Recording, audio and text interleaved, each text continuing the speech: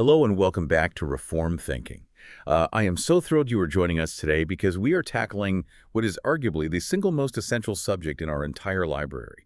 We have a massive stack of notes on the desk, primarily drawing from the Moody Handbook of Theology by Paul Enns, and we are going to be conducting a serious deep dive into Christology. It is so good to be here. And, you are right about the gravity of this topic. When we talk about Christology, we are talking about the doctrine of Christ. It is the center of the target. If you miss the bullseye here, you miss Christianity entirely. Yeah, that is the premise we are working with today. Who is Jesus, really? Because the cultural water we swim in usually says he was a good teacher or maybe a revolutionary or a moral example. But the source material we are looking at today argues that those definitions are woefully insufficient. They are insufficient because they ignore the data. Our mission today is to move past the Sunday school basics. We need to understand the mechanics of the God-man. We need to look at the nature of the atonement. And honestly, we need to understand why the specific definitions of his nature matter so much for salvation. We are approaching this, as we always do, from a Reform perspective, holding to the Westminster Confession, but we will see how Enns breaks down the biblical data to support that historic faith. Let's jump right into section 1, which Enns titles The Preexistence and Eternality of Christ. Now, I think for a lot of people, the story of Jesus starts in a manger in Bethlehem. But Enns makes a very strong point right out of the gate that if you start there, you have already lost the plot. That is spot on. Enns argues that the eternality and the deity of Christ are inseparably linked. You cannot have one without the other. If Jesus is God, he must be eternal because God is eternal. If he is not eternal, if there was a time when he did not exist, then he is a created being. And if he is a created being, he cannot be God. So the logical necessity here is absolute. If you deny his eternality, you are denying his deity. It is a simple logical chain, but the implications are massive, and the source material provides some heavy artillery from the New Testament to prove this. One of the most famous verses is John 1:1. In the beginning was the Word. I feel like we hear that so often we just sort of glaze over it, but Enns digs into the Greek grammar here to show us what is really happening under the hood. He does, and it is a crucial distinction.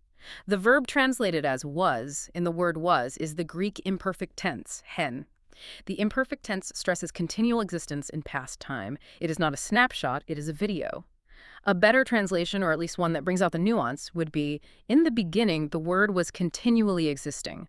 No matter how far back you push the beginning to the origin of the universe, or before the Word was already there, existing. That sets the stage beautifully. It pushes Jesus right off the timeline of created things. Then we have John 8:58, which is just a microphone drop moment in the Gospels. Jesus is arguing with the religious leaders, and they are talking about Abraham. Abraham lived 2,000 years before Jesus stood there. And Jesus says, before Abraham was born, I am. Right, the grammar there is explosive. He contrasts Abraham's coming into existence with his own eternal existence. But more than the timeline, he uses the phrase, I am. That is a direct claim to the title of Yahweh from Exodus 3:12, where God tells Moses, I am, WHO, I am. Jesus is applying the covenant name of God to himself. He is claiming equality with Yahweh. That is why the leaders picked up stones to kill him. They understood the claim. He was claiming to be the eternal God. It is not just the New Testament, though. The source points to Micah 5:2. We usually hear this at Christmas because it prophesies that the Messiah will be born in Bethlehem. But there is a second half to that verse that gets overlooked. Yeah, Micah prophesies the location of the birth, but then he adds a description of the person being born. He says his goings forth are from long ago, from the days of eternity. It is a stunning contrast, a baby born in a tiny, insignificant town, yet his origins are from the days of eternity.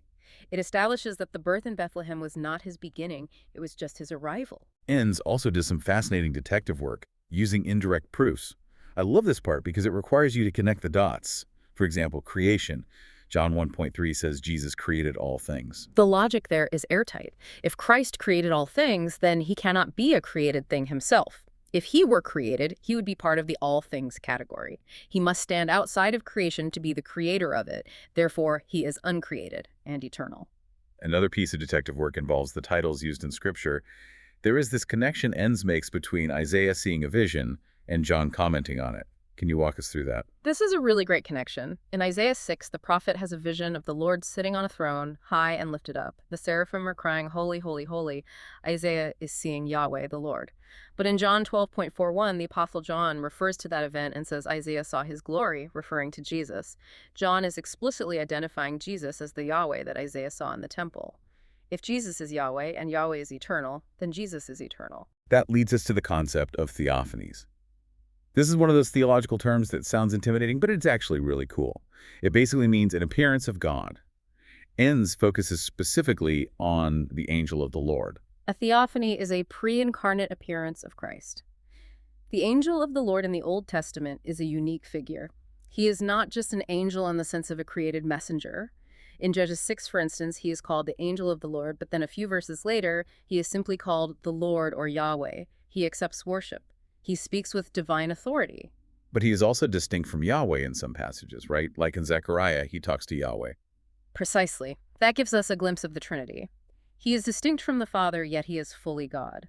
And the clue that seals it for Enns is the disappearance of this figure. The angel of the Lord appears frequently throughout the Old Testament, to Hagar, to Abraham, to Gideon.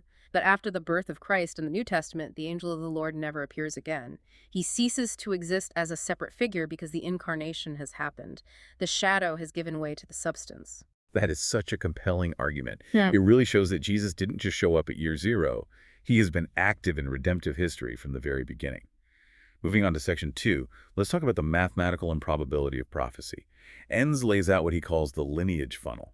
It is a great visual. Imagine a funnel starting wide and getting narrower and narrower. God gives a promise in Genesis 3:15 that the seed of the woman will crush the serpent. That is the whole human race, potentially. Then it narrows to the line of Shem, then to Abraham, then to Isaac, not Ishmael, then to Jacob, not Esau, then to the tribe of Judah, and finally to the house of David. It is incredibly specific. And then within that lineage, you have the prophecy of the virgin birth from Isaiah 7.14. Enns mentions the Hebrew word Alma. There's always debate about whether that means virgin or just young woman. Enns stands firm on the Orthodox understanding here. While Alma can mean a young maiden, in the 7 times it appears in the Old Testament, it never refers to a woman who has lost her virginity.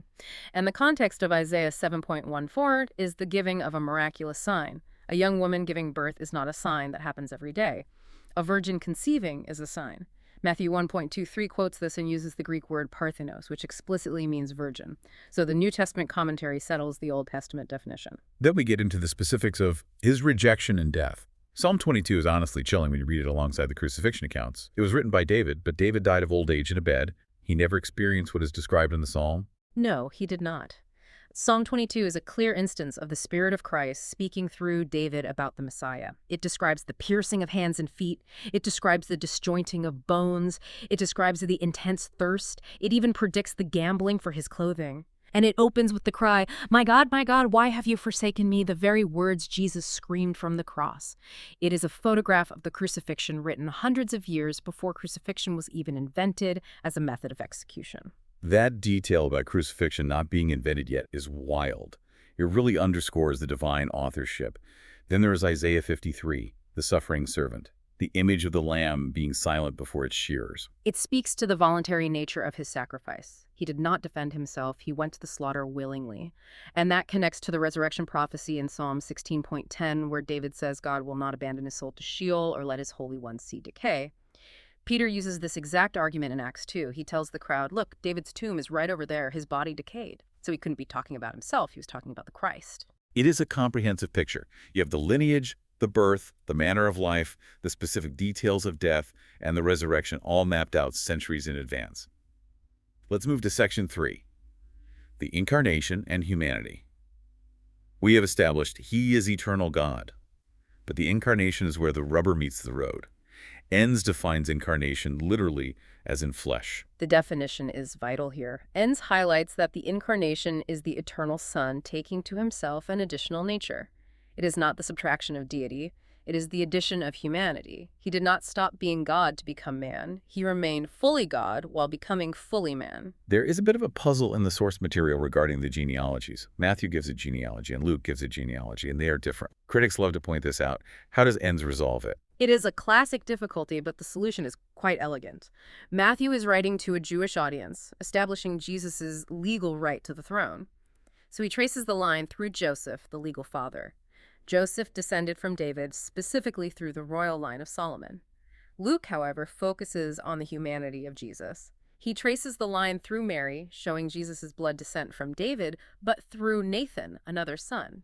So Matthew gives the legal claim, Luke gives the biological reality. That makes perfect sense. Now, regarding his true humanity, Enns is very concerned with countering an old heresy called Docetism, which claimed Jesus was just a phantom or a spirit who looked human. Right. If Jesus is not a real man, he cannot represent us. Enns points out the physical proofs. Jesus grew and developed, as noted in Luke 2.52. He got hungry, he got thirsty, he fell asleep from exhaustion in the boat. These are not things a phantom does. And it wasn't just physical, he had emotional responses. I think we sometimes view Jesus as this stoic, unfeeling statue.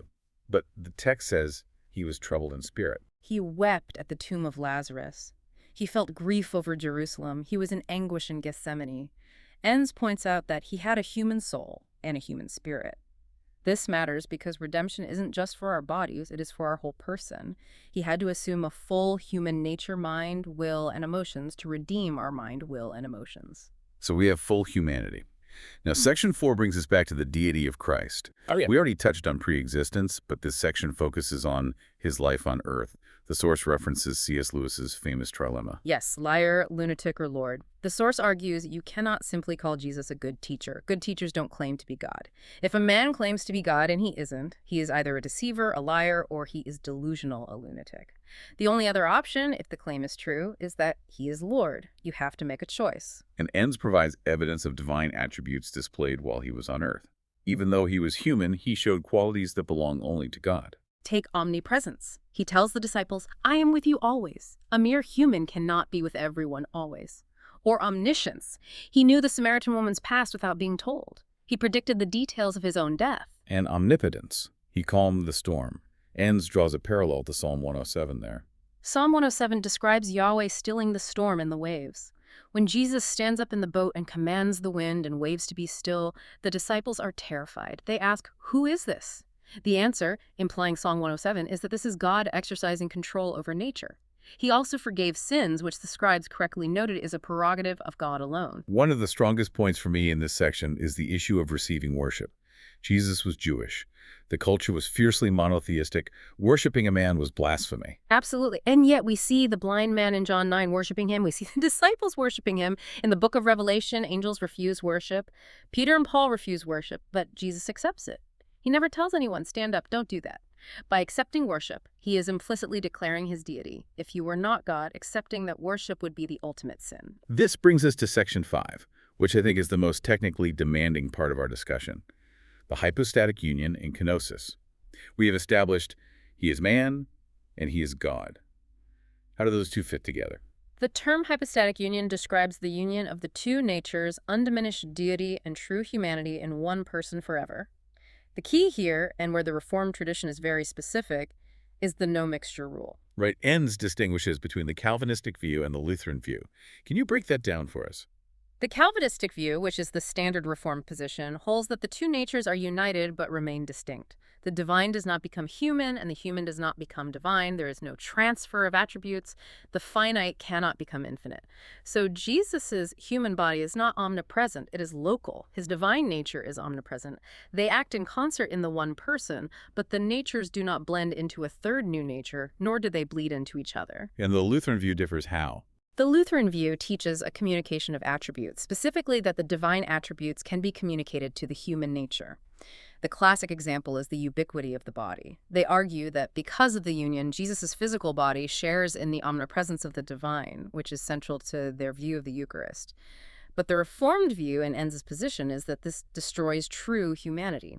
If a human body is everywhere, it is no longer a human body. So the practical implication, the why this matters part, is about preserving the integrity of both natures. Precisely. As Enns puts it, to rob the divine of an attribute destroys deity. To rob the human of an attribute, like being located in one place, destroys humanity. He must be fully both to be the mediator. He represents man to God because he is truly man. He represents God to man because he is truly God. Then we have the kenosis. This comes from Philippians 2.7, which says he emptied himself. The Greek word is keno. This has caused a lot of confusion over the years. Did he empty himself of his deity? Did he stop being God for 33 years? Enns is very clear. Absolutely not. The liberal view often suggests he gave up his deity, But as we just discussed, he displayed divine attributes on earth. You cannot stop being God and then start again. God is immutable. So what did he empty himself of? He surrendered the independent exercise of his relative attributes. He submitted his will to the will of the Father and the Spirit. But the best way to view the kenosis is not as a subtraction, but as an addition. He emptied himself by taking on the form of a bondservant. He veiled his glory. Think of a king who puts on beggar's rags. He does not stop being king. He just veils his majesty to walk among his people. He didn't lose his essence. He changed his status and form. That king in rags analogy is very helpful. He veiled the glory, but the glory was still there underneath. Now, Section 6 covers a debate that I think surprises a lot of people, the impeccability debate. The question is simple. Could Jesus have sinned? It is a fascinating question. There are two camps. Peccability means he was able to sin. Impeccability means he was not able to sin. Enns notes that Charles Hodge, a giant of Reformed theology, actually held to peccability. Which seems counterintuitive for a Reformed theologian. What was Hodge's argument? Hodge argued from Hebrews 4:15, which says, Jesus was tempted in all things as we are. Hodge's logic was, if he could not sin, then the temptation wasn't real. It would be like tempting a rock to sin. If there is no possibility of falling, is the struggle genuine? He felt that to be truly human and truly sympathetic to us, the possibility of sin had to be there. But Enns and the expert consensus lean toward impeccability. Yes, and the defense is robust. It rests on the person of Christ. First, he is immutable. God cannot change. If God cannot sin and Jesus is God, he cannot sin. Second, he is omnipotent. Sin implies a weakness of will or character. Third, and most crucially, the unity of the person. You cannot split Jesus into two people. You cannot say the human Jesus wanted to sin, but the divine Jesus stopped him. There is only one will of the person. Since the God-man is one person and God cannot sin, the God-man cannot sin. But what about Hodge's point? If he couldn't sin, was the temptation fake? Not at all. The temptation was real, but the outcome was certain. Think of it like this. An army attacks an invulnerable fortress. The attack is real. The explosions are real. The pressure is applied. But the fortress cannot be breached because of its nature. The will argument Enns uses is vital here. If his human will could choose sin, it would be operating independently of and stronger than his divine will. That creates a schizophrenia in Christ. The temptation proves that he would not and could not sin. It demonstrates his strength, not his potential for failure. That makes sense. The pressure was real, but his nature was such that he would never yield. Let's move to Section 7, the atonement. This is the application of the incarnation. Why did he come? To die. Enns breaks down some key terms. First is substitution. This is the core of the Reformed understanding of the cross. We don't just believe Jesus died for our benefit, we believe he died in our place. Enns highlights the Greek prepositions anti and humper. Anti means instead of. Humper means in place of. He didn't just die to show us how much he loves us. He died to take the bullet that was aimed at us. He died as us. Then there is propitiation. That is a word you don't hear in normal conversation. No, you really don't, but it is a beautiful concept. It means satisfaction. God is holy and just. Sin demands judgment. God cannot just wave his hand and say, don't worry about it, without violating his own justice. Propitiation means the righteous demands of God were fully satisfied by the sacrifice of Christ. The wrath of God against sin was poured out on him, so it would not be poured out on us. Wrath was averted because justice was satisfied. And redemption. Enns connects this to the marketplace. Yes, the Greek word agorazo. It refers to the slave market. We were slaves to sin. Redemption is the act of buying a slave out of the market to set them free. The price paid was his blood. Now, the atonement isn't just the death. It is the resurrection. We talked about the prophecy of it, but Enns lists some specific proofs. I really like the detail about the linen wrappings. That is a detail from John's gospel that carries a lot of weight. When Peter and John run to the tomb, John looks in and sees the linen wrappings lying there. The text implies they were retaining the shape of the body like a cocoon, but the body was gone. If grave robbers had stolen the body, they would have either taken the wrappings with them or unwound them and thrown them in a pile. They wouldn't have carefully preserved the shape. It convinced John immediately that the body had passed through the material. And the other proof is the transformation of the disciples. This is historically undeniable.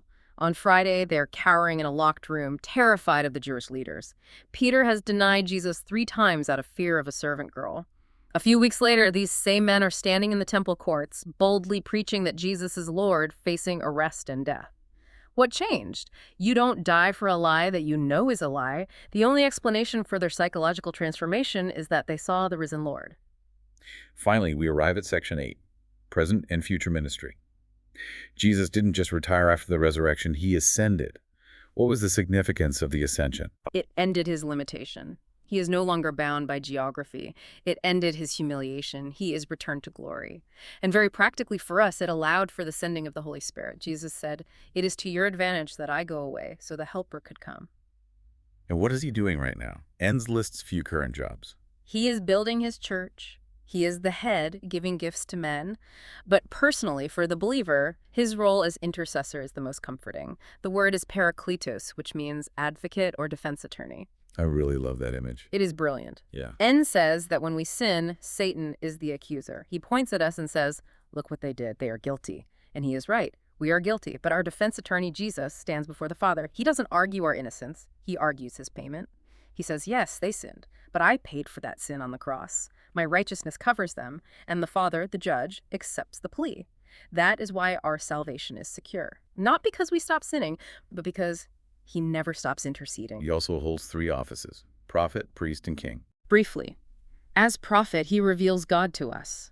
As priest, he represents us to God. As king, he rules. Enns mentions the millennial reign here as well, the anticipation that his kingly office will eventually be fully realized on earth with justice and peace. That is a lot of incredible material to take in. Let's try to summarize this deep dive. We have seen that Jesus is the eternal God, the great I Am. He was prophesied with mathematical precision. He added humanity to his deity, living a real human life but without sin. He died a substitutionary death to satisfy God's justice, rose to prove the payment was accepted, and is now our advocate in heaven. It is the most robust, beautiful, and logically consistent doctrine in the world. It holds together perfectly. I want to leave you, our listener, with a final thought Enns brings up regarding the future work. We know Jesus is coming back, but Enns mentions John 14, where Jesus says he's going to prepare a place for us. It is a staggering thought. Jesus used the analogy of a wealthy father adding rooms to his house for his children. But think about the timeline. Jesus created the heavens and the earth, the galaxies, the mountains, the oceans, in 6 days. He has been gone for 2,000 years preparing a place for us. If he can create the universe in 6 days, imagine the magnitude, the beauty, and the glory of a place he has been working on for 2 millennia. That puts our future hope in a whole new perspective. It has been a pleasure unpacking this with you today. The pleasure was mine. And to you listening, thank you for joining us on Reformed Thinking. We hope this deep dive has strengthened your understanding of who your Savior really is. Until next time.